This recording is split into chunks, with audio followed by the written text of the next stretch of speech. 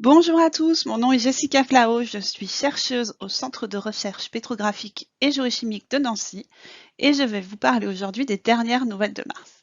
C'est une conférence qui vous est proposée par l'équipe de Sciences en Lumière du CNRS et pour plus de contenu, n'hésitez pas à vous rendre sur leur site web sciencesenlumière toutattaché.cnrs.fr. Allez, prêt pour le décollage de fusée? On y va!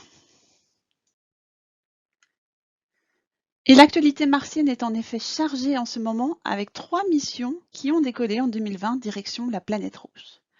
Ça a débuté par la mission des Émirats arabes unis Hope, qui est partie le 14 juillet 2020, suivie par la mission chinoise Tianwen-1 le 23 et par l'américaine Perseverance le 30 juillet 2020. Ces 3 missions mettront un peu moins de 8 mois pour traverser les millions de kilomètres qui nous séparent de Mars et devraient arriver en février 2021. Nous en reparlerons tout à l'heure, mais chacune de ces missions est un peu différente. Alors que Hope transporte un satellite qui va permettre d'étudier la météo de Mars, Tianwen-1 est une première pour les Chinois et aura à son bord à la fois un orbiteur, un atterrisseur et un petit robot, qui sont de l'héritage d'ailleurs de la mission lunaire Chang'e 4, qui s'était posée sur la face cachée de notre astre en 2019. Quant à la mission Persévérance de la NASA, elle transportera un gros robot qui est le descendant du robot Curiosity actuellement sur Mars.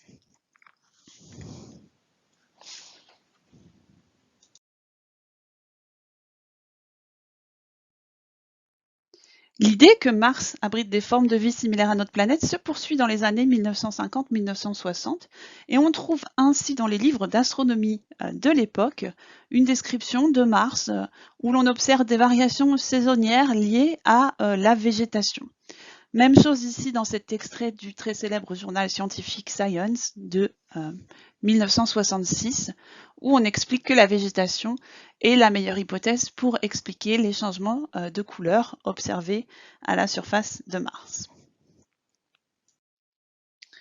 Pourtant, quand la mission américaine Viking se pose à la surface de Mars au début des années 70, c'est la grosse déception. Il n'y a pas de plantes, mais également pas d'oxygène, pas de couche d'ozone, pas d'eau. Mars est une planète désertique et stérile. C'est vraiment une déception et il faudra attendre 20 ans pour se poser à nouveau à la surface de Mars en 1996 avec Pathfinder. Alors pourquoi continue-t-on de s'intéresser à Mars? Eh bien, il n'en reste pas moins qu'elle nous intrigue, de par ces curiosités géologiques que l'on observe à la surface. Et puis, elle n'est pas si différente de notre planète. Comme la Terre, c'est une planète rocheuse qui est différenciée, qui possède un noyau métallique en son centre, ensuite un manteau et une croûte faite de roches silicatées. Elle est à peu près 2 fois plus petite en taille. C'est une planète qui est facilement accessible, c'est la plus proche de la Terre en termes de distance, et elle est dans ce qu'on appelle la zone habitable du système solaire, c'est-à-dire la région de l'espace qui est à une distance optimale de son étoile pour que les conditions soient favorables à l'apparition de la vie telle que nous la connaissons sur Terre. Donc les conditions en termes de luminosité et de présence d'eau liquide. Et nous allons le voir, il y a aussi plein d'autres raisons et découvertes qui motivent cet intérêt vers Mars. Mais d'abord, revenons rapidement sur ses caractéristiques générales. Mars est la 4e planète du système solaire, juste après la Terre. Elle est environ 1,5 fois plus loin du Soleil que nous. Par conséquent, une année martienne équivaut à peu près à 2 années terrestres. Elle est aussi 2 fois plus petite en taille, donc la gravité en surface est 3 fois moindre. Donc la bonne nouvelle, c'est que sur Mars, vous pesez 3 fois moins et vous êtes 2 fois plus jeune. Cependant, si vous pensiez y partir en vacances, je vous le déconseille fortement, puisque la surface est relativement hostile, avec une température moyenne de moins 63 degrés Celsius, pouvant descendre à moins 140, et une atmosphère qui n'est absolument pas respirable, puisqu'elle est faite à 96% de dioxyde de carbone. Il y a très peu ou pas d'oxygène, ni de couche d'ozone qui vous protège des radiations. On sait également qu'il n'y a pas d'eau liquide pure à la surface de Mars aujourd'hui, puisque dans les conditions de pression et température actuelles, toute l'eau est sous forme de glace. On observe d'ailleurs des calottes polaires au nord et au sud qui sont épaisses et riches en glace. Sur Mars, il n'y a pas de champ magnétique actuel, même si on sait qu'il y en a eu un par le passé. On en a mesuré des traces dans des roches anciennes. Il n'y a également pas de tectonique des plaques. C'est lié à la taille de la planète. Elle est suffisamment petite pour se refroidir par conduction. Et cette absence de tectonique de plaques, on le verra, fait que la plupart des roches présentes à la surface de Mars sont très anciennes, plus de 3,5 milliards d'années, puisque la croûte n'est pas recyclée.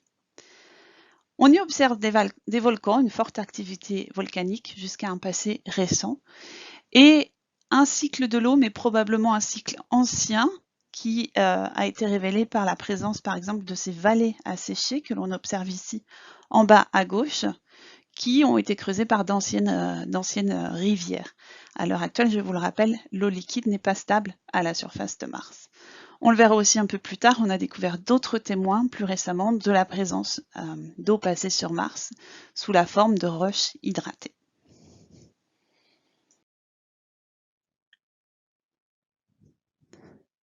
Alors, si je vous déroule le globe de Mars, voilà à quoi ressemble sa surface aujourd'hui. On regarde ici une carte de relief en couleur, une carte topographique, qui nous montre les reliefs bas en bleu, les reliefs élevés en rouge et blanc.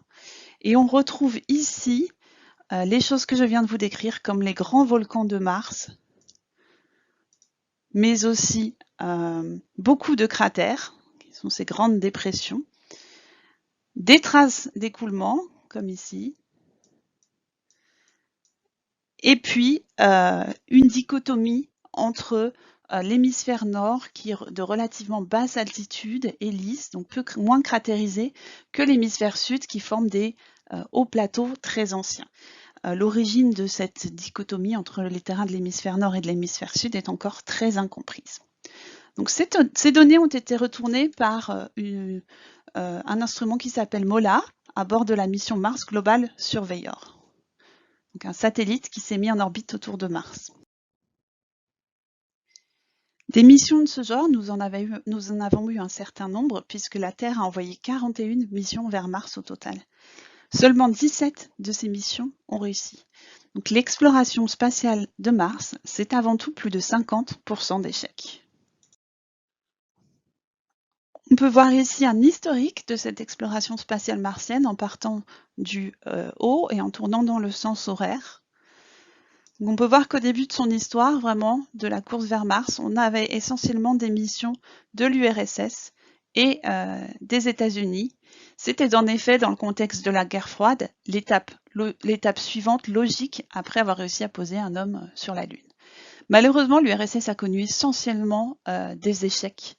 Et c'est les Américains qui ont dominé pendant très longtemps l'exploration de Mars, avec les missions Mariner, qui ont retourné les premières images de la surface, et les atterrisseurs Viking, qui étaient les premiers à se poser à la surface en 1975.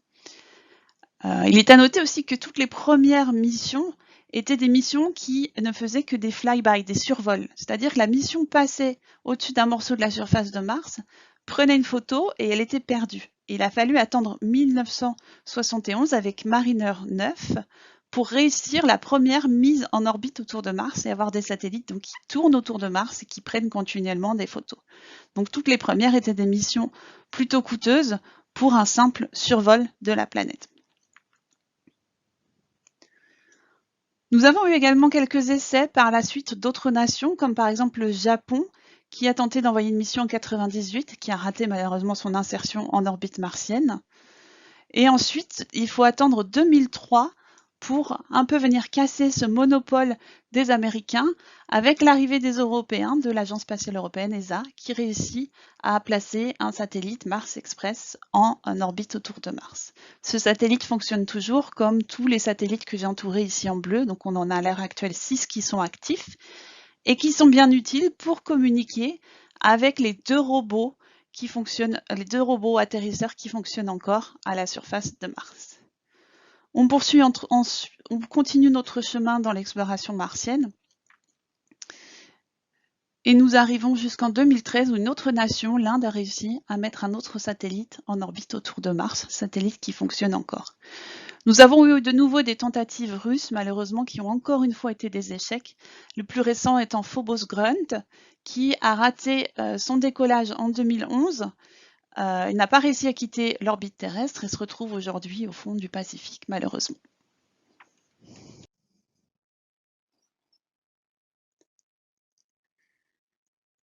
Alors, les premières missions américaines comme Viking et Mariner nous ont permis de réaliser vraiment les premières cartes de la surface de Mars. Et elles nous montrent des choses exceptionnelles. Mars est la planète vraiment de tous les records. Elle possède par exemple le plus haut volcan du système solaire qui s'appelle Olympus Mons et fait 26 km de haut. C'est plus de 3 fois la taille du mont Everest, le plus grand sommet sur Terre. Bien évidemment, si on plaçait si on compare la taille de la caldeira de ce volcan à la taille de la France, on est bien content qu'il ne soit pas situé sur la même planète que nous. Mars possède également la plus grande faille du système solaire, le canyon de Valles Marineris. Il fait à peu près 4000 km de long le long de l'équateur martien, 10 km de profondeur. On est ici sur un canyon qui a plus de 5 fois les dimensions du Grand Canyon américain. C'est des images donc fascinantes, mais malheureusement, ça ne suffit pas à motiver le retour vers Mars avant l'année 1996, où décolle la mission Mars Pathfinder. Donc, cette mission était un atterrisseur qui s'est posé dans les plaines de l'hémisphère nord, mais qui était équipé pour la toute première fois d'un petit robot appelé Sojourner, et qui permettait donc d'avoir de la mobilité à la surface de Mars et de choisir les roches que l'on pouvait aller analyser. Ce petit robot ne s'est pas déplacé très loin de son atterrisseur, mais c'était quand même la première fois qu'on avait la possibilité de se déplacer à la surface de la planète rouge. Alors il est descendu ici par ce toboggan que l'on voit en jaune vraiment, pour pouvoir aller analyser des blocs rocheux à proximité de son site d'atterrissage. Voici une photo de la sonde Pathfinder prise par la caméra du robot Sojourner. On voit ici le petit toboggan qui a permis la descente du robot Sojourner, mais également le parachute qui a permis l'atterrissage de Pathfinder.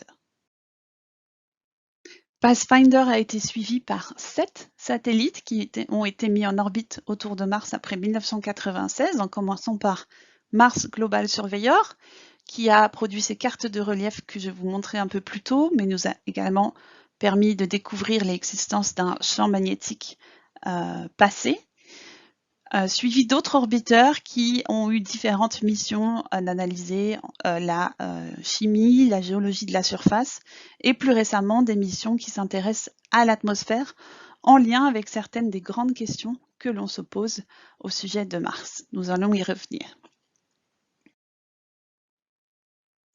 On trouve sur ces satellites une variété d'instruments, comme par exemple la caméra espionne iRISE. C'est une caméra qui est située à une distance de plus de 300 km de la surface, mais qui permet de prendre des images avec une résolution de 25 cm par pixel. Ça veut dire que l'on peut voir des objets de cette taille à la surface de Mars.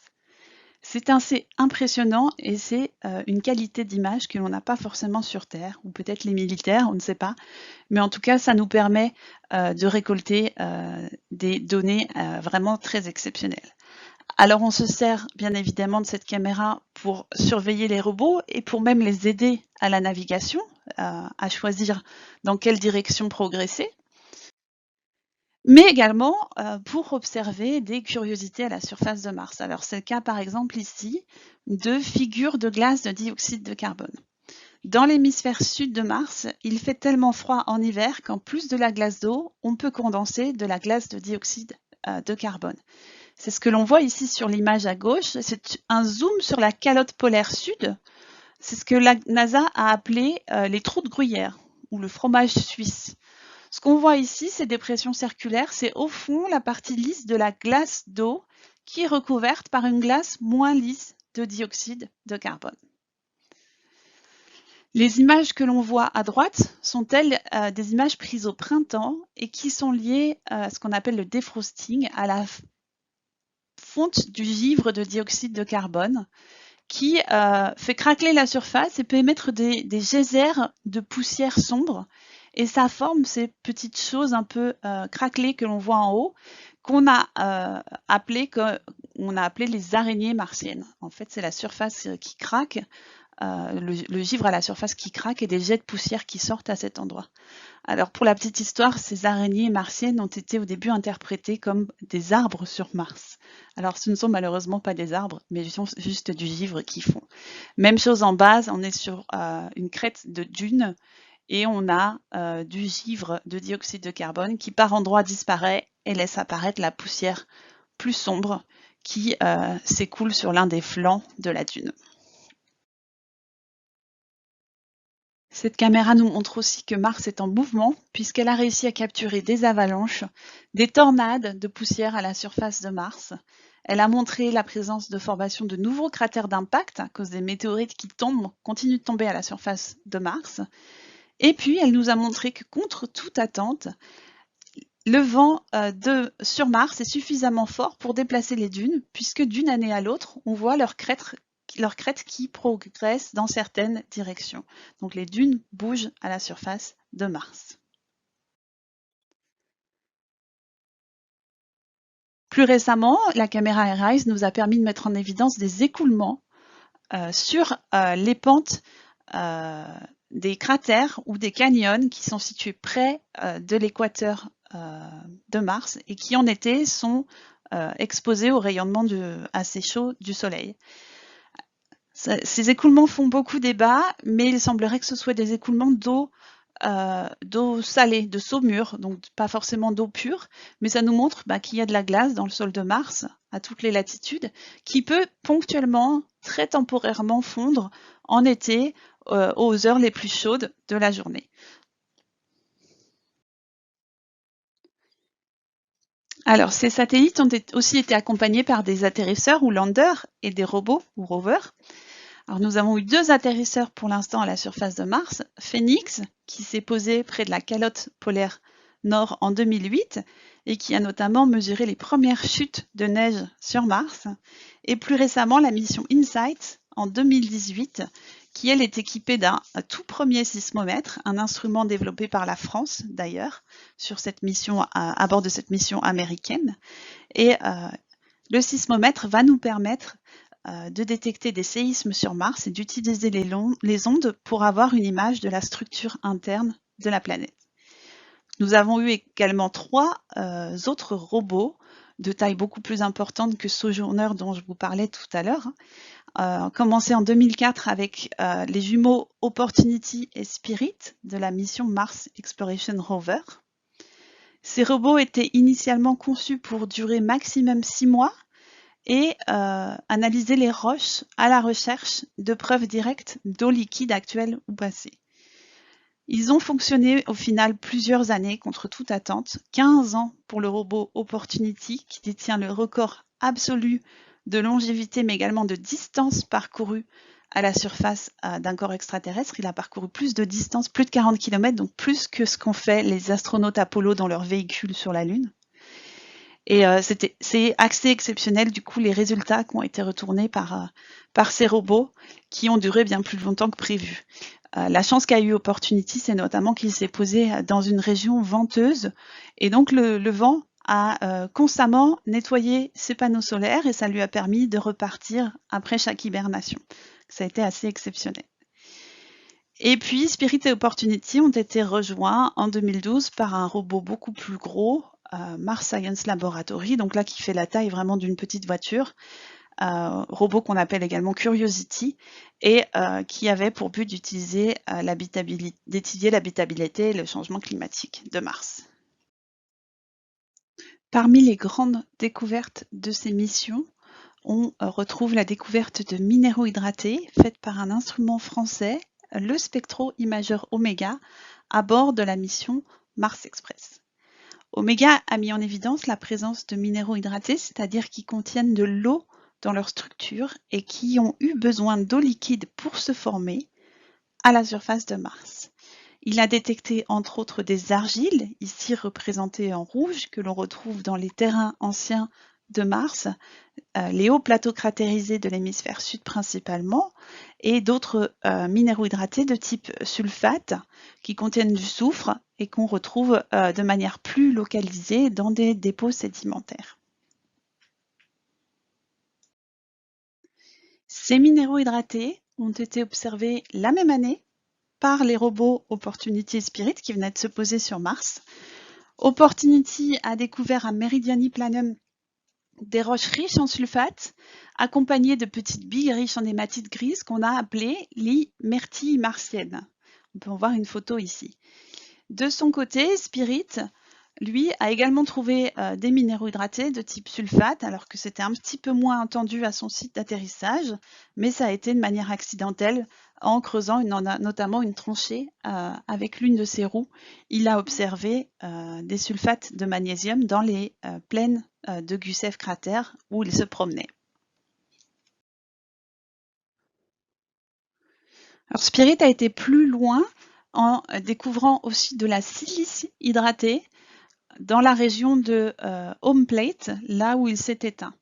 Et cette silice hydratée sur Terre, on la retrouve essentiellement là dans des contextes de geysers, de fumerolles ou de sources chaudes. Si l'on va plus loin et qu'on regarde un peu la structure de ces dépôts, qui a une forme un peu digitée, ça se compare vraiment avec les dépôts que l'on peut retrouver autour des geysers Delta Tio, par exemple en Atacama. Et sur Terre, ce genre de concrétion est aidé par la présence de biofilms. Donc certains chercheurs ont même suggéré que les structures que l'on voyait sur Mars pourraient correspondre à des biosignatures, ça veut dire des traces d'une vie passée au moment de la formation de cette structure. Alors attention, cette interprétation reste très débattue. On est à peu près sur la même problématique que dans des grottes lorsqu'on forme des stalactites ou des stalagmites. Si on fait une vue en coupe d'une stalactite, on verra des structures concentriques avec souvent des biofilms entre les différentes strates, si on veut. Ça ne veut pas forcément dire que la présence de ces micro-organismes est nécessaire pour favoriser la croissance des concrétions. C'est un débat encore très actif sur Terre et donc encore plus sur Mars, de savoir vraiment si ces formes digitées ont été faites par la présence de micro-organismes. Dans tous les cas, ce que nous a appris Spirit, c'est que Mars, il y a 3,5 milliards d'années, ça ressemblait probablement un petit peu à ça, à un environnement donc de sources chaudes, geysers et autres fumerolles.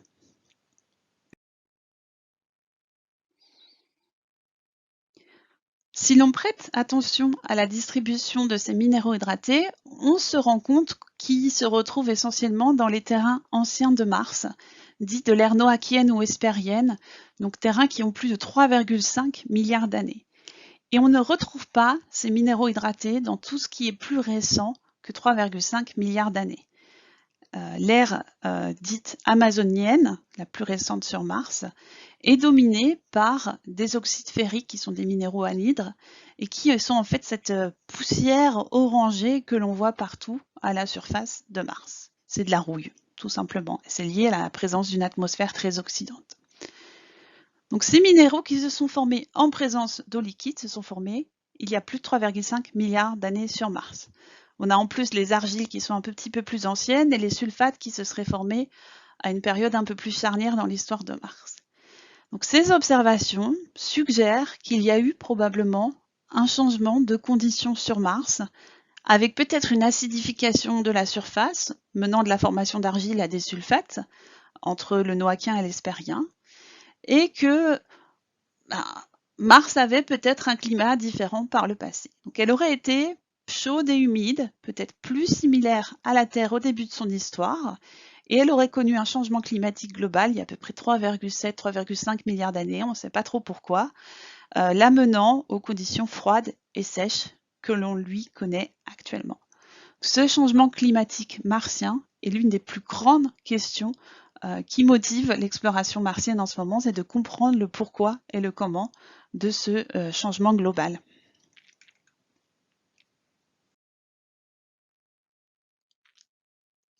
Alors, je vous parlais de la mission Mars Express tout à l'heure pour sa découverte des minéraux hydratés à la surface de Mars.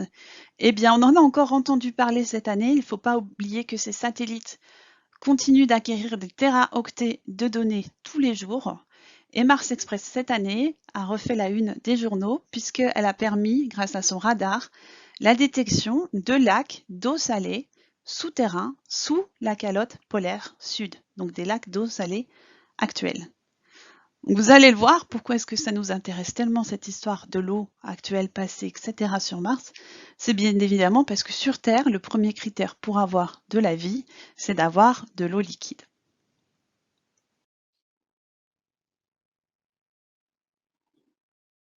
Une autre problématique qui fait beaucoup la une en ce moment, c'est la question du méthane martien.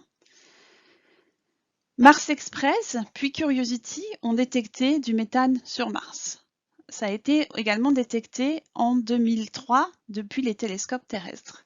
Problème, dans une atmosphère aussi oxydante que celle de Mars, le méthane est très rapidement détruit et transformé en dioxyde de carbone. Donc si on le détecte, c'est probablement qu'il vient d'être produit. Et ce qui produit 98% du méthane sur Terre, c'est l'activité biologique.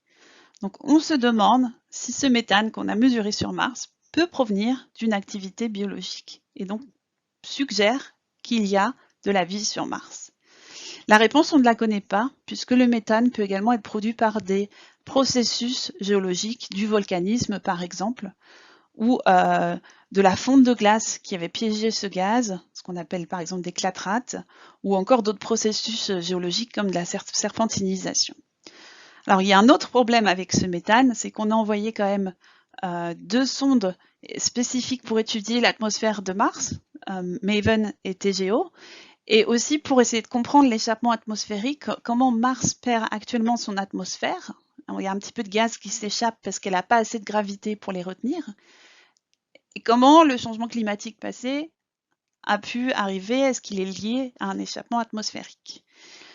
Sauf que ces sondes n'arrivent pas à détecter du méthane dans l'atmosphère de Mars, alors que par exemple le robot Curiosity qui est sur place, lui en trouve. En particulier, il en détecte en été. Donc on a des problèmes ici à essayer vraiment de détecter ce méthane avec les différents instruments et à essayer de comprendre son origine. Et c'est encore un des grands mystères actuels sur Mars. D'où vient ce méthane et comment est-ce qu'il se distribue dans l'atmosphère de Mars, comment est-ce qu'il est détruit. Continuons dans les découvertes avec le petit dernier des robots martiens, Curiosity, qui s'est posé dans le cratère Gale en 2012.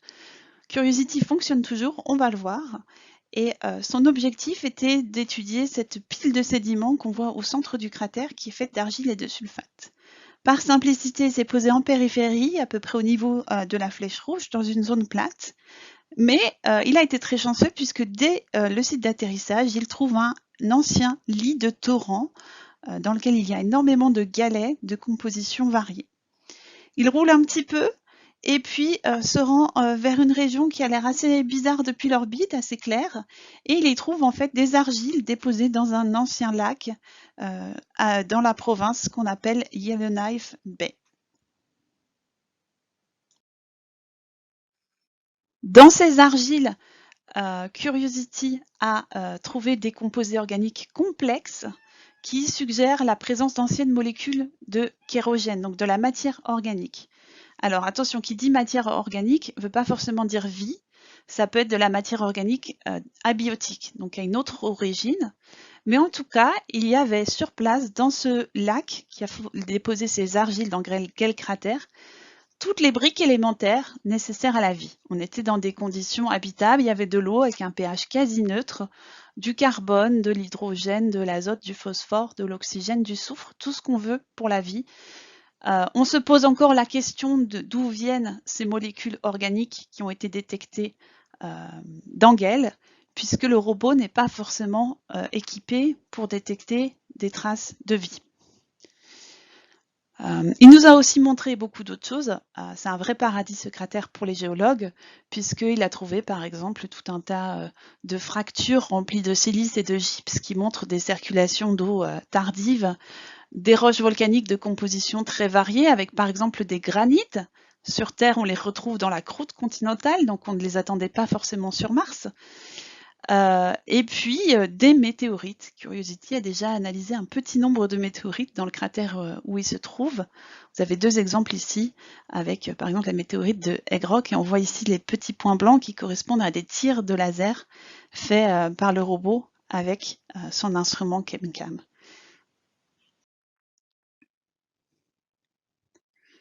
Donc aujourd'hui, Curiosity fonctionne encore. Il continue son ascension du mont Sharp, donc cette pile de sédiments riches en argile et sulfate. Ça fait à peu près 8 ans qu'il est sur Mars. Alors il n'a pas parcouru beaucoup de distance. Il a fait à peu près 23 km depuis qu'il s'est posé en 2012, soit la distance entre Nancy et Toul en 8 ans.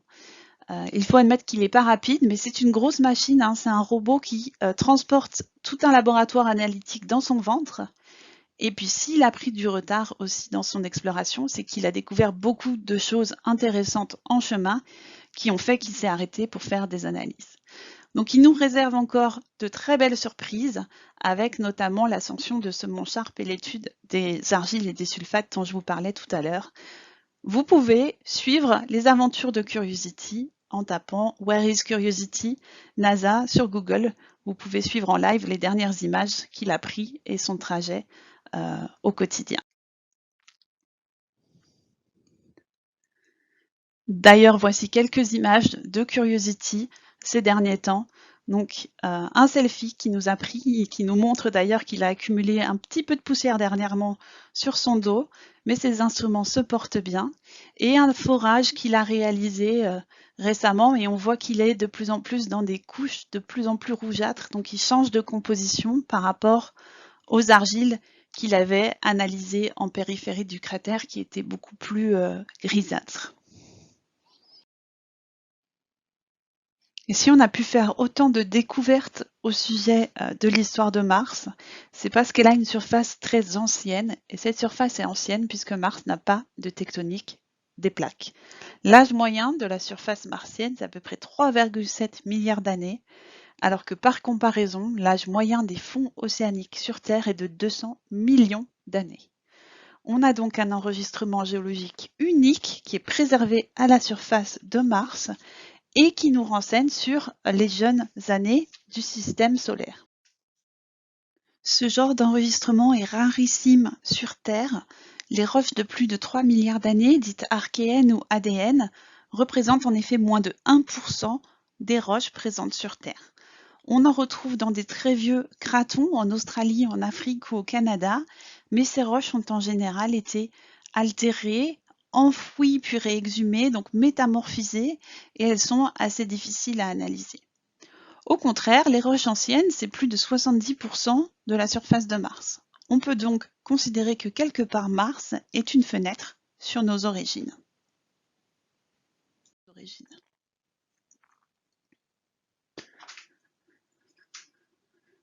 Donc, si l'on fait un peu un bilan de ce qu'on en a vu au cours de cette présentation, on sait que dans le passé de Mars, au moment de l'ère noachienne, il y a plus de 3,7-3,5 milliards d'années, la planète était recouverte de vallées, de lacs, de minéraux hydratés. Il y avait même peut-être un océan qui occupait les plaines de basse altitude de l'hémisphère nord. Elle était habitable. On peut donc se poser la question de savoir si elle était également habitée. Et puis, elle a subi ce changement climatique qui fait qu'aujourd'hui, elle a des conditions de surface différentes, beaucoup plus froides et sèches.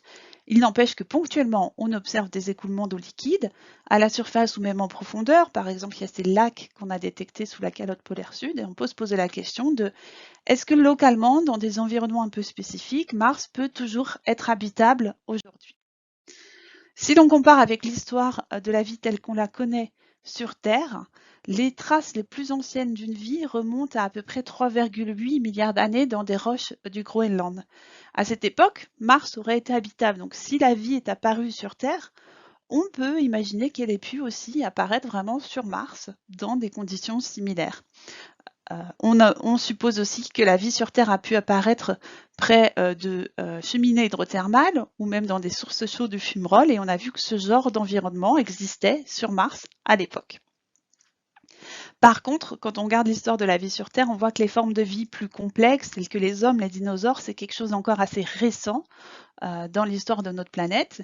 Et donc, si on cherche de la vie ancienne ou actuelle sur Mars, il faut probablement plutôt s'intéresser à des organismes assez simples, des micro-organismes, plutôt que des formes de vie complexes. Donc, ce que nous a appris l'exploration martienne, vraiment, ces dernières 15 années, c'est qu'il y avait de l'eau liquide pour sûr à la surface de Mars. C'est ce qu'ont montré la mission Mars Express, les robots MER, Spirit et Opportunity. Dans une étape de succession logique, on a ensuite envoyé le robot Curiosity pour voir si du coup les conditions passées étaient habitables. Et ce robot a répondu oui, il a montré qu'il y avait de la matière organique et toutes les briques élémentaires nécessaires à la surface de Mars par le passé. Donc la question logique qu'on peut se poser maintenant, c'est y a-t-il eu de la vie ou y a-t-il encore de la vie ponctuellement à certains endroits sur Mars? On ne le sait pas encore, mais c'est justement au programme des prochaines missions qui vont se rendre à la surface de la planète rouge. Et c'est vraiment important de procéder comme ça par étapes, puisque au fur et à mesure qu'on reçoit des données, quand même, on voit que notre vision des choses change. J'aime bien ce petit cartoon que je vous ai mis ici sur la droite, parce qu'il montre vraiment que la recherche n'est pas quelque chose de figé. Et en général, plus on a de données qui arrivent et plus on a de nouvelles questions qui sont soulevées. Et ici, ça illustre un peu ce qu'on pense de l'eau sur Mars. Alors que dans les années 70, on était persuadé qu'on était sur une planète complètement déserte et sèche après s'être posée avec Viking. Dans les années 80, on a détecté sur les images Mariner ces réseaux de vallées qui nous ont montré que finalement il y avait quand même eu des vallées, donc peut-être des précipitations qui sont venues les alimenter. Dans les années 90, avec Pathfinder et puis les missions qui ont suivi, on commence à réfléchir, à se dire est-ce qu'il n'y a pas eu des lacs ponctuellement, des mers peu profondes, pour finalement maintenant émettre l'hypothèse qu'il y a peut-être même eu un océan qui a recouvert tout l'hémisphère nord de Mars à un moment dans le passé.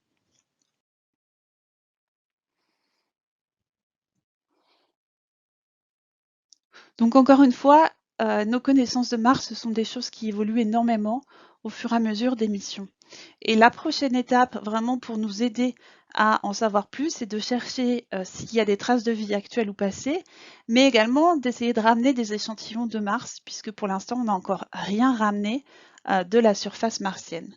C'est ce que va faire en partie le robot américain Perseverance de la mission Mars 2020. Il va préparer le retour d'échantillons martiens.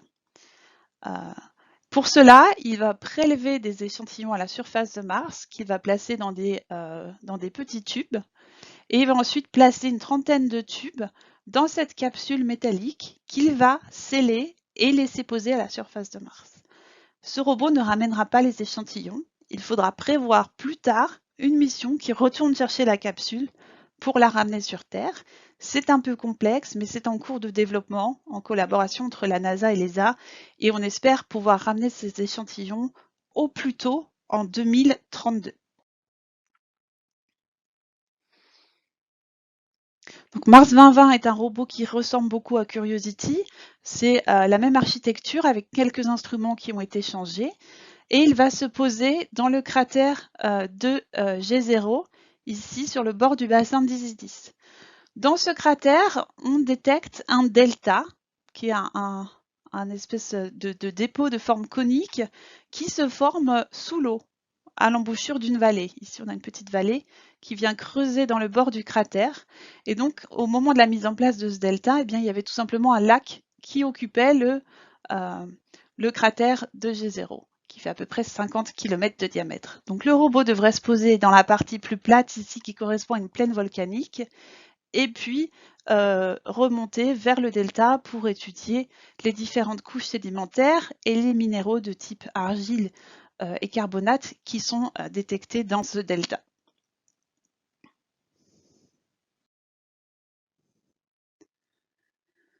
Alors nous aurons aussi en février, en plus de Mars 2020, les Chinois qui vont se poser à la surface de Mars.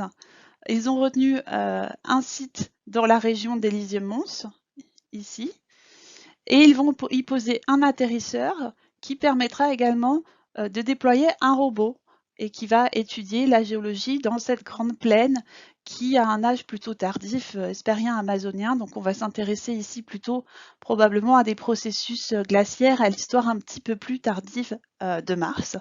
C'est une vraie première pour l'agence spatiale chinoise en termes d'exploration martienne. L'ensemble sera accompagné par un satellite, un orbitaire qui aura des instruments et qui permettra également la communication avec le robot chinois. Enfin, la troisième mission qui va arriver en février, c'est HOPE, qui est un satellite des Émirats arabes unis, qui est vraiment le premier satellite qui sera dédié à l'étude de la météo martienne et qui pourra donc faire la pluie et le beau temps sur la planète rouge. Donc on attend avec impatience ces missions, mais avec encore plus d'impatience la petite dernière qui est à la traîne, qui s'appelle ExoMars. C'est une mission de l'ESA, de l'Agence spatiale européenne, en collaboration avec l'Agence spatiale russe. ExoMars devait partir également en 2020 avec tous ses compatriotes et il a pris un peu de retard, notamment à cause de la pandémie de Covid-19. Mais cette mission va être assez exceptionnelle puisque ce sera le premier robot européen à se promener à la surface de Mars. Et ce robot est vraiment aussi le tout premier à avoir une panoplie d'instruments dédiés à la recherche de traces de vie actuelles ou passées.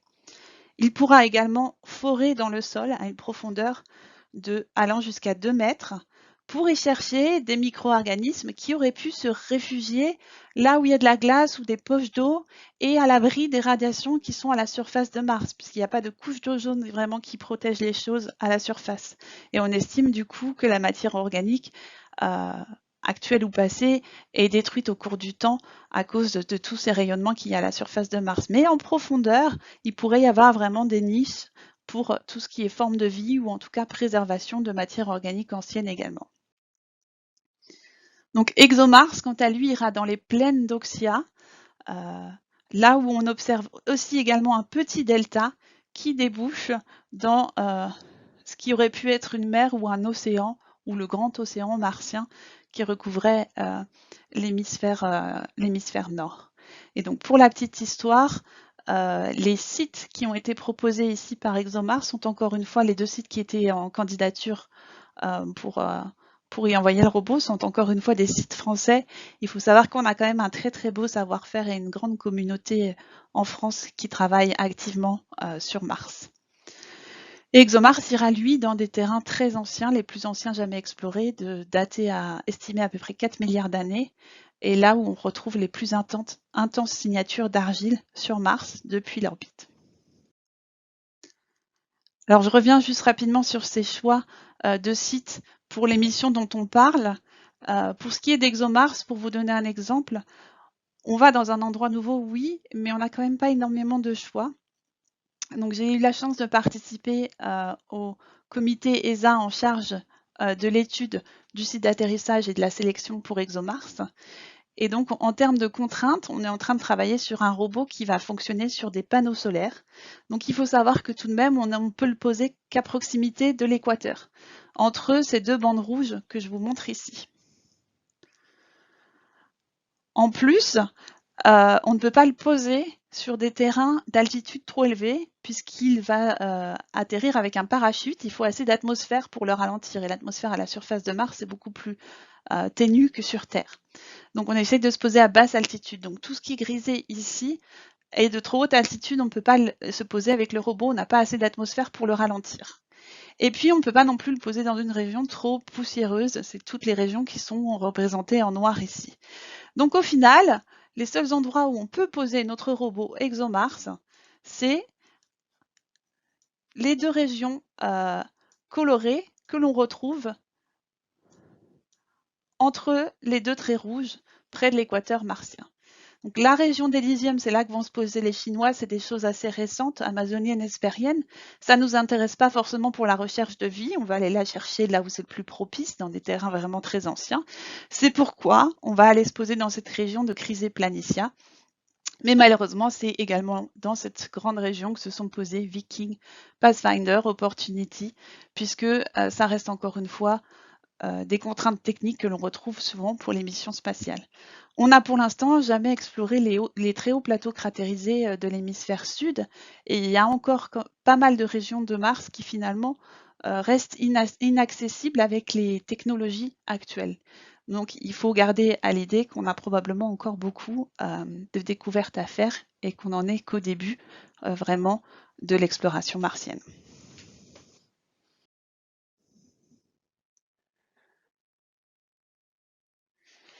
Et du coup, bien évidemment, pour ceux qui se posent la question, l'exploration humaine, c'est probablement pas pour tout de suite.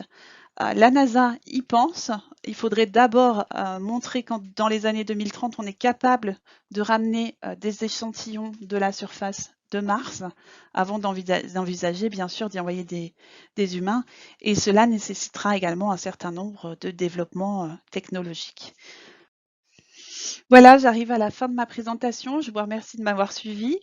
Je reste à votre disposition pour toute question. N'hésitez pas à les poser sur les réseaux sociaux de Science à Lumière qui me les fera passer. Et en attendant, je vous recommande de garder un œil sur Mars puisque nous attendons en février ces nouvelles missions et bien d'autres encore par la suite. Et je suis sûre que Mars a encore beaucoup de choses à nous apprendre. Voilà, portez-vous bien et à une prochaine fois à Nancy ou ailleurs. Et on est avec Jessica Flao. Salut Jessica. Bonjour Valentin. Tu es, Bonjour tout le monde. tu es actuellement sur Mars, visiblement. Oui, tout à fait, oui. Je télétravaille sur Mars. Tu as définitivement rejoint la planète rouge.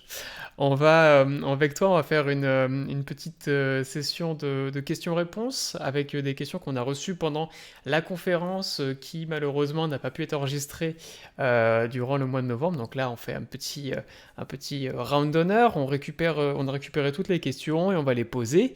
Et ce que je te propose, Jessica, c'est d'attaquer directement avec une des questions. Ben, vas-y. Alors, une question, c'est une petite comparaison avec la Terre. Sur Terre, on a des saisons. Est-ce que sur Mars, eh bien, on connaît également des saisons différentes? Bien sûr. On a pareil 4 saisons. Elles sont 2 fois plus longues puisqu'une année martienne, c'est 2 ans terrestres. Et on a des saisons aussi qui sont un peu plus marquées et notamment un peu plus extrêmes dans l'hémisphère sud, puisque Mars a une orbite qui est beaucoup plus excentrique autour du Soleil que la Terre. Et du coup, quand est-ce que c'est l'hiver, par exemple, dans l'hémisphère sud, elle se trouve beaucoup plus loin du Soleil que quand c'est l'hiver dans l'hémisphère nord. Donc on a des hivers extrêmement froids, et c'est pour ça qu'on condense aussi de la glace de dioxyde de carbone au pôle sud de Mars et non au pôle nord. Est-ce que l'air de Mars, il est très oxydant? Est-ce qu'il n'y a pas un risque que les robots que l'on envoie sur la planète, eh bien, finiront par rouiller, tout simplement? C'est une bonne question. Ils se détériorent au cours du temps. On a vu de l'altération, par exemple, des roues de Curiosity qui sont toutes trouées. On voit les panneaux solaires qui fonctionnent de moins en moins bien, les robots qui se recouvrent de poussière. Après, ils ont en général des durées de vie relativement courtes. Euh, oui, la surface de Mars est toute rouillée, hein. Toute cette couleur rouille qu'on voit, c'est des oxydes de fer. Mais la surface de Mars, a eu plus de 3 milliards d'années pour rouiller. Nos robots, en général, ils vivent 6 mois, voire pour les plus récents, quelques années. Donc ils se détériorent, mais ils n'ont peut-être pas encore assez le temps peut-être pour finir en tas de rouille.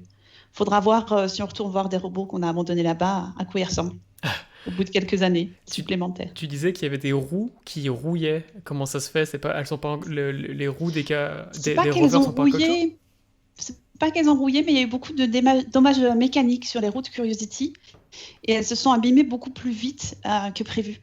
Et du coup, il faut trouver maintenant des nouvelles stratégies un petit peu de conduite pour essayer de le préserver le plus possible puisque c'est un robot qui fonctionne encore.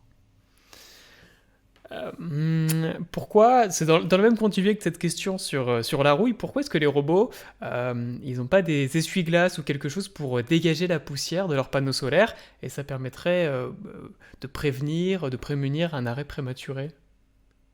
C'est aussi une très bonne question. Je crois que ça a été étudié par les ingénieurs de la NASA. Parce qu'effectivement, les robots fonctionnent la plupart sur de l'énergie solaire. C'est pas le cas de Curiosity, le dernier qui a une pile nucléaire. Et du coup, certains s'éteignent quand les panneaux solaires deviennent trop vieux ou sont recouverts de trop de poussière. On met quand même des petits magnettes sur ces panneaux pour essayer de garder la poussière éloignée, sachant qu'elle a des propriétés magnétiques. Donc on a des petits aimants quand même qui aident. Le problème de mettre des essuie-glaces, c'est que déjà, les premiers robots qu'on a envoyés qui fonctionnaient sur panneaux solaires n'étaient pas faits pour durer plus de quelques mois. Donc ça ajoute quand même une complexité et un coût euh, non négligeable pour des missions normalement de court terme. Et en plus, il faudrait probablement un moteur supplémentaire pour opérer ces essuie-glaces. Donc encore une fois, de l'énergie supplémentaire. Et rien ne dit que les essuie-glaces, à un moment, prennent pas la poussière non plus et on n'aurait personne pour changer les balais. Du coup, c'est-à-dire qu'avec les petits aimants, euh, en fait, les panneaux sont pas essuyés, mais en fait, ils sont en quelque sorte un petit peu prévenus d'une chute de poussière, d'une chute de rouille dessus. On voit autour des aimants que ça a tendance à repousser un peu la poussière. Et puis après, on compte sur le vent martien de temps en temps et surtout les tempêtes pour nettoyer, mettre un petit bon coup d'aspirateur sur les panneaux. C'est ce qui s'est produit notamment avec Curiosity, qui a réussi à vivre plus de 15 ans alors qu'il était fait pour durer 6 mois. Une fois que les robots ils ont terminé leur mission sur Mars, est-ce qu'ils sont laissés sur place ou est-ce qu'ils sont désintégrés? C'était une question sur Twitter. Eh ben, les robots, on les abandonne. Tel quel. On les abandonne tels quels. Alors souvent, ils finissent leur mission. Ça arrive que ou c'est un problème donc qui sont passés en hibernation pendant l'hiver et qui se sont pas réveillés. Donc là, c'est une mort douce, mais ça arrive aussi qu'on en ait qui se soient comme Spirit, qui se soient tout simplement coincés, qui ait coincé la roue, qui n'ait pas pu redémarrer. Et puis là, ils sont morts à l'endroit où ils sont restés coincés. Voilà. Est-ce qu'on pourrait pas imaginer dans un futur des carcasses de robots qui soient réutilisés par de prochains rovers ou peut-être des robots un peu plus développés que des rovers qui pourraient réutiliser les composants, les matériaux qui sont laissés sur place?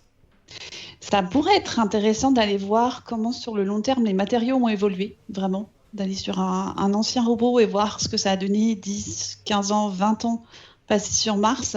Tout simplement pour si dans le futur on veut y mettre des choses à plus long terme, voire même imaginer des habitats. Pour l'instant, c'est pas forcément envisagé d'aller réutiliser, en tout cas les technologies de ces robots qui datent pour la plupart, pour certaines des années 70, mais pour voir en tout cas comment ça a évolué sur Mars, comment ça a résisté à l'environnement martien, ce serait très intéressant. Et puis ça a bien servi à Matt Damon dans Le Martien quand même, dans Seul sur Mars. Justement, pour aller sur Mars, est-ce que c'est plus facile d'aller directement sur la planète rouge ou alors est-ce que faire un point d'étape par la Lune pour aller sur Mars, c'est plus pratique? Ce serait plus pratique? On en parle beaucoup, en effet, d'utiliser la Lune comme un petit peu base intermédiaire avant d'aller vers Mars ou vers d'autres destinations plus lointaines dans le système solaire. C'est des choses qui sont sérieusement envisagées par les agences spatiales, mais sur des échelles de temps, bien sûr, de plusieurs décennies. L'avantage de partir de la Lune pour aller sur Mars, c'est qu'il y a beaucoup moins de gravité sur la Lune. On est à peu près 1,7 mètres par seconde au carré, alors qu'on est à 9,8 sur Terre. Donc c'est plus facile, beaucoup plus facile de faire décoller une fusée, d'échapper à la gravité lunaire qu'à la gravité terrestre. Et donc beaucoup moins coûteux. Sachant que le gros du coût d'une mission, c'est souvent quand même la fusée, le décollage et donc quitter la Terre. Là, au jour d'aujourd'hui, c'est peut-être pas le plus simple dans le sens où, du coup, aller sur Mars en passant par la Lune, ça implique quand même 2 fusées, 2 décollages et donc ça multiplie les risques. Peut-être sur le long terme, si un jour on a les infrastructures nécessaires sur la Lune pour vraiment s'en servir de relais, pourquoi pas.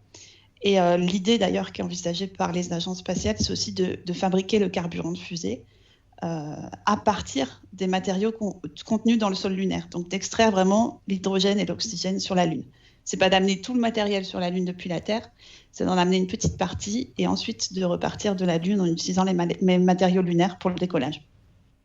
Et du coup, ça ferait une économie d'espace dans les navettes elles-mêmes et puis ça ferait une espèce de checkpoint un peu technique quelque part pour le trajet. Oui, il y a des vrais projets de faire un peu des stations-service pour fusées sur la Lune, mais c'est des choses pour l'instant, c'est pas encore prouvé que c'est économiquement viable et c'est des choses. Il faut avoir la clientèle, bien sûr, et c'est des choses qui se feront sur. Oh, je sais pas si tu m'entends. J'ai perdu la connexion. Est-ce que tu me reçois? Oui. Ah oui. On a perdu la connexion entre Mars et la Terre. C'est pas facile, hein, c'est pas la meilleure des connexions entre les deux planètes. Du coup, j'ai pas entendu. Mal, hein, parce que normalement le signal met 14 minutes pour arriver de Mars à la Terre. Et là, on est en direct. Pas trop mal. Ouais. Du coup, j'ai pas entendu la fin de ta réponse sur la faisabilité. Tu parlais de la faisabilité du trajet Terre, Lune, Mars. Oui, je disais qu'il y a des vraies entreprises qui en ce moment travaillent sur le développement de ces stations-service lunaires. Le problème, c'est de prouver déjà qu'on peut extraire de l'hydrogène, de l'oxygène de manière économiquement viable du sol lunaire et de trouver les clients pour toutes ces fusées qu'il faudrait remplir. Donc, c'est des choses qui se feront peut-être, mais sur vraiment plusieurs décennies. Voilà. Quand il y aura une véritable route spatiale. Voilà. Les zones d'atterrissage des robots qu'on envoie actuellement, elles sont très limitées à la zone équatoriale de Mars. Est-ce qu'on a déjà réfléchi à développer les capacités de déplacement des robots une fois qu'ils sont posés sur Mars? Comme ça, ils pourraient aller plus loin, aller dans des vallées, dans le fameux canyon sur Mars. Est-ce que c'est quelque chose qui est envisagé actuellement? Alors, la raison pour laquelle on est près de l'équateur, il y en a plusieurs, mais c'est pour en tout cas la plupart des robots qui fonctionnent sur panneaux solaires, c'est d'avoir suffisamment d'énergie pour les alimenter. Donc, si on les éloignait beaucoup, ça deviendrait un peu plus compliqué pour qu'ils continuent de fonctionner. Cela dit, il y a des robots qui fonctionnent sur piles nucléaires comme Curiosity, comme Mars 2020 qui va pas tarder à arriver. Et donc là, ils ne sont pas dépendants de l'illumination. Après, on a d'autres contraintes qui sont liées à l'altitude et à la quantité de poussière. Ce qui rend difficile, par exemple, l'exploration de tout l'hémisphère sud de Mars, qui est fait de très hauts plateaux, donc forte altitude, et on ne peut pas s'y poser, on n'a pas assez d'atmosphère pour freiner le robot avant qu'il touche la surface. Il y a d'autres solutions d'exploration. Alors, c'est vrai que nos robots sont lents. On a envisagé d'autres solutions que des robots comme ça sur 6 roues. Par exemple, des avions, des drones. D'ailleurs, il y aura un drone embarqué sur Mars 2020, un petit drone qui aidera le robot normalement à pouvoir naviguer et décider dans quelle direction se déplacer. C'est encore difficile de montrer qu'on est capable de voler sur Mars, puisque l'atmosphère est beaucoup moins dense que sur Terre. Mais il y a des choses qui sont en développement, notamment à la NASA. Également, pourquoi pas des robots qui ont une forme plus d'humanoïde que de petits véhicules. Voilà, c'est encore à prouver que ce soit des choses plus efficaces. Tu parlais à l'instant de la mission Mars 2020. Qui du coup doit, peut-être pour résumer un petit peu la mission, qui doit ramener des échantillons du sol martien sur Terre. Comment cette mission va opérer pour ramener ces échantillons? Alors, Mars 2020, pardon, ou Perseverance, c'est le robot de la NASA qui va se poser dans J0 au mois de février. Lui, il ne va pas ramener des échantillons, il va commencer à les collecter Ah, et il va les mettre dans des tubes stériles. Il a 31 tubes en tout et il va sceller ces tubes dans une capsule qu'il va laisser à la surface de Mars. Et donc, la partie retour d'échantillons, ce sera beaucoup plus tard et ce sera une autre mission. C'est en cours de développement. Ce serait potentiellement un partenariat entre l'Agence spatiale européenne, l'ESA et la NASA. Et donc, on enverrait de nouveau un robot sur Mars, un robot qui serait peut-être européen, mhm. qui irait chercher la capsule, qui la ramènerait à une petite fusée, et on ferait décoller une espèce de petite rétrofusée de Mars qui reviendrait vers la Terre pour nous ramener des échantillons. Qui fera un rendez-vous probablement avec un satellite au passage pour revenir vers la Terre. Donc c'est un petit peu compliqué. Il faut coordonner un robot qui va chercher la capsule, une rétrofusée sur Mars, un rendez-vous avec un orbiteur, le retour sur Terre. Ça ne se ferait pas avant au mieux probablement 2032. Ouais, et ce serait une première, une telle prouesse technologique sur Mars. Sur Mars, oui, ce serait une première. On n'a jamais ramené d'échantillons. On l'a fait sur la Lune dans les années 70. On ne l'a pas refait depuis. Avec un peu de chance, les Chinois devraient le faire en décembre 2020, donc probablement le mois prochain ou en début 2021, ils devraient ramener, pareil, faire un retour automatisé d'échantillons de la Lune. Donc déjà pour montrer qu'on est capable de le faire à côté de chez nous avant de s'engager à le faire sur Mars. Et du coup, eux seraient les premiers. Il y avait eu les Russes qui avaient fait ça de manière automatisée dans les années 70. Le dernier retour d'échantillons lunaires, c'était Luna 24 en 1976. Les Américains, eux, l'avaient fait de manière humanisée avec les missions Apollo, bien sûr. Et il n'y a rien eu depuis en termes de retour d'échantillons de la Lune. Il y a des petites choses qui se passent au niveau des astéroïdes qui sont très chouettes quand même, avec des missions japonaises. Il y a Busa 1 et 2 qui ramènent des petits morceaux d'astéroïdes.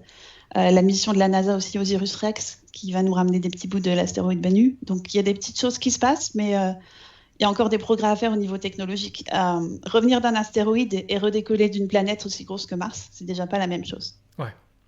Bon, là, je vais te poser la question, c'est la dernière qu'on a reçue de la part des internautes. C'est la question à 1 million d'euros. Est-ce qu'on a actuellement les compétences et la technologie pour envisager l'envoi de l'homme sur Mars? Et je pense que par cette question, ce serait dans les prochaines années. Assez peu de temps, un temps assez court. Bon, ce n'est que mon opinion personnelle, mais si on m'offrait le billet, j'irais pas. Ah oui. Je pense que... Ouais, non. Mais attends, tu n'es pas sur Mars actuellement, c'est ça? Tu nous mens. J'avoue que j'ai peut-être un peu triché la beauté de la technologie. Euh, ouais, non, j'avoue que c'est encore un peu compliqué à l'heure actuelle. Il ne faut pas oublier que pour aller sur Mars, on met à peu près 8 mois. Ensuite, comme Mars met 2 ans à tourner autour du Soleil, là où nous, on n'en met qu'un, Mars et la Terre ne sont alignés que tous les 2 ans. Donc une fois qu'on arrive sur Mars, il faut y repasser 2 ans avant de pouvoir revenir vers la Terre. Et là, un autre trajet de 8 mois pour revenir vers la Terre au mieux. Donc c'est un aller-retour qui est quand même de presque 4 ans. Je pense qu'on n'est pas au point en termes de médecine pour envoyer des hommes dans l'espace pendant aussi longtemps, qui soient soumis à tout ce qui est radiation, qu'il n'ait pas de gravité dans la navette ou une gravité moindre sur Mars, et qu'ils arrivent à revenir en vie. Déjà, il y a ça, il y a le problème médical qui fait qu'on n'est même pas sûr qu'un homme qui arrive sur Mars au bout de 8 mois de voyage dans la navette arrive à se tenir debout et qu'il n'ait pas perdu toute sa masse musculaire déjà. Et puis après, il y a tous les problèmes techniques sur Mars quand même. L'air n'est pas respirable, on n'est pas sûr de pouvoir trouver des sources d'eau potable. On n'est encore pas tout à fait au point pour se poser à la surface. On a quand même pas loin d'une mission martienne sur 2 qui a été un échec jusque-là. Ouais, c'est quand même pas non plus un pourcentage très favorable pour l'instant dans la réussite des missions. Non, non, non, c'est à peu près 40% d'échecs sur Mars comme sur la Lune d'ailleurs. Donc il y a encore beaucoup de progrès à faire et on essaie de fonctionner par étapes. Déjà d'en apprendre plus sur Mars, de montrer qu'on est capable de ramener des échantillons, ce serait déjà une première. Et puis on avancera après logiquement en essayant de comprendre aussi quelles sont les ressources disponibles là-bas, puisqu'on va quand même pas non plus embarquer 4 ans d'oxygène et d'eau et d'aliments et tout ce qu'il faut pour l'équipage. Merci Jessica, merci d'avoir répondu aux questions des internautes et puis pour ta vidéo et ta conférence. On te remercie. Merci à tous pour vos questions. Merci Valentin, en tout cas pour la médiation. Merci Jessica, et du coup, eh bien, la conférence, bon bah, les internautes la regardent actuellement, c'est très bien, ils le font certainement sur nos réseaux sociaux, on a également un site internet, scienceenlumière.cnrs.fr, et dessus vous pourrez également retrouver les dates de nos prochaines projections débats, au moment du confinement bien sûr, et puis des liens pour aller écouter nos podcasts, et aussi les dates de nos prochaines conférences en ligne. Merci à tous. Merci, à bientôt sur Mars ou ailleurs.